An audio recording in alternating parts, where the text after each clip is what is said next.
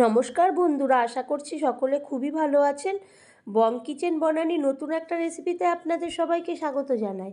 আমি আজকে যে রান্নাটি করব সেটি হলো চর্বি দিয়ে ডাল মাখানি। তার জন্য আমি হরেক রকম ডাল নিয়েছি আর নানান রকম মশলা যা যা লাগবে আমি তাই নিয়েছি। তার মধ্যে রাজমা আছে, বিউলির ডাল, অড়হর ডাল, সয়াবিন, নানান রকম দিয়ে আমি আজকে এই মাখানিটা করব। তো আমি কিভাবে এই রান্নাটা করলাম আপনারা প্রথম থেকে শেষ পর্যন্ত দেখবেন, তাহলে বুঝতে পারবেন আমি কিভাবে করলাম, আর আমার মতন করে একবার হলেও বাড়িতে ট্রাই করবেন। এরপরে আমি ডালটাকে প্রেসার কুকারে জল দিয়ে আর নুন দিয়ে সিদ্ধ করে নেব, তারপরে একটা বাটিতে ঢেলে নেব। তো আমার এই চ্যানেলটি এখনও যদি আপনারা সাবস্ক্রাইব না করেন তো প্লিজ সাবস্ক্রাইব করবেন, লাইক শেয়ার কমেন্ট করবেন, পাশে থাকা বেল বাটনটি টিপবেন, তাহলে যে কোনো রেসিপি আমি ছাড়লে আপনাদের কাছে আগেই পৌঁছাবে। এরপর সরাসরি আমি একটা কড়াই বসিয়ে দিলাম। কড়াইয়ের মধ্যে তেল দিয়ে তেলটা গরম হতেই আমি দিয়ে দেব আদার কুচিটা প্রথমে। তো আমি এই রান্নাটা কিভাবে করব আপনারা একবার হলেও প্রথম থেকে শেষ পর্যন্ত দেখবেন।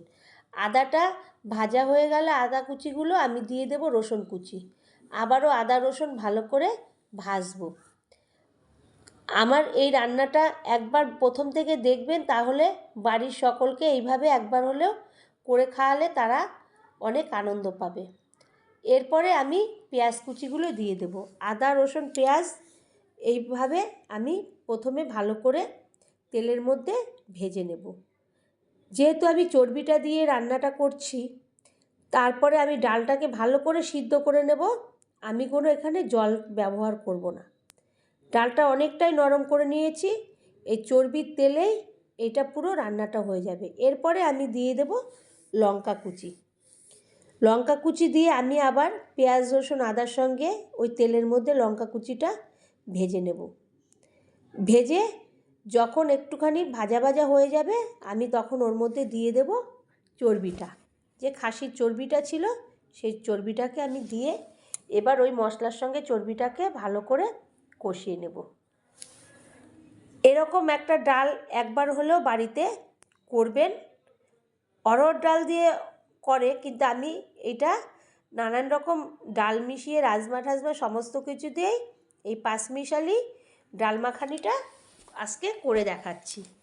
এরপরে চর্বিটা ভালো করে গলে গেলে তখন আমি দিয়ে দেব লবণ আর একটু সামান্য লঙ্কার গুঁড়ো, কাশ্মীরি লঙ্কার গুঁড়ো দিয়ে দেবো। আমি কাঁচা লঙ্কা দিয়েছি, আমি এখানে একটু রঙের জন্য কাশ্মীরি লঙ্কার গুঁড়ো দিয়ে দেবো।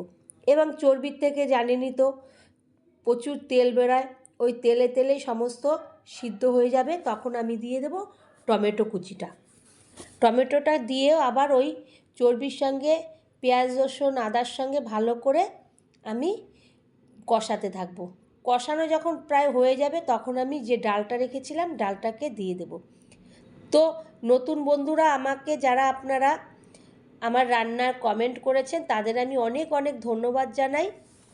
এইভাবে আমার পাশে থাকবেন, সাথে থাকবেন, লাইক শেয়ার কমেন্ট করবেন, তাহলে আমি বুঝতে পারবো আমি কিভাবে করছি। এরপরে আমি ভালো করে ডালটাকে দিয়ে চর্বি আর মশলার সঙ্গে ভালো করে খুন্তি দিয়ে কষাতে থাকবো এবং নাড়তে থাকবো। আমি যেহেতু বলেই দিলাম যে আগের থেকেই যে আমি জল দেব না, ওই চর্বির তেলেই এইটা হতে থাকবে। তারপরে আমি দিয়ে দেব মাখানি মশলাটা, যে তরকার মশলা থাকে সেই মশলাটাকে আমি এরপরে যখন কষানো প্রায় হয়ে যাবে তখন আমি তার মধ্যে ঢেলে দেব। ঢেলে আমি আবারও খুন্তি দিয়ে ভালো করে নেড়ে চেড়ে কষাতে থাকবো। এইভাবে একবার হলেও বাড়িতে আপনারা করে দেখবেন, আশা করছি সকলের খুবই ভালো লাগবে। এরপরে লাস্টে নামানোর আগে আমি দিয়ে দেবো একটু কাসুরি মেথি, হাতে ডলে দিয়ে দেব। ধনেপাতাও দেয়, তা আমি ধনেপাতাটা দিলাম না, আমি কাসুরি মেথিটা দিয়ে দিলাম। দিয়ে ভালো করে আবারও খুন্তির সাহায্যে ভালো করে ওটাকে নেড়ে চেড়ে কষাতে থাকবো। তো এইভাবে একবার ডাল মাখানি আপনারা করবেন, এরকম হরেক রকম ডাল দিয়ে, আশা করছি। আর চর্বি থাকলে তো কথাই নেই, খুবই ভালো লাগবে। এরপর একটা প্লেটের মধ্যে আমি সার্ভ করে নেব। তো বন্ধুরা, আমার রান্নাটা যদি আপনাদের ভালো লেগে থাকে তাহলে প্লিজ প্লিজ লাইক করবেন, শেয়ার করবেন। আবারও কোনো একটা নতুন রেসিপিতে আপনাদের সঙ্গে দেখা হবে। ততক্ষণের জন্য ভালো থাকবেন। ধন্যবাদ।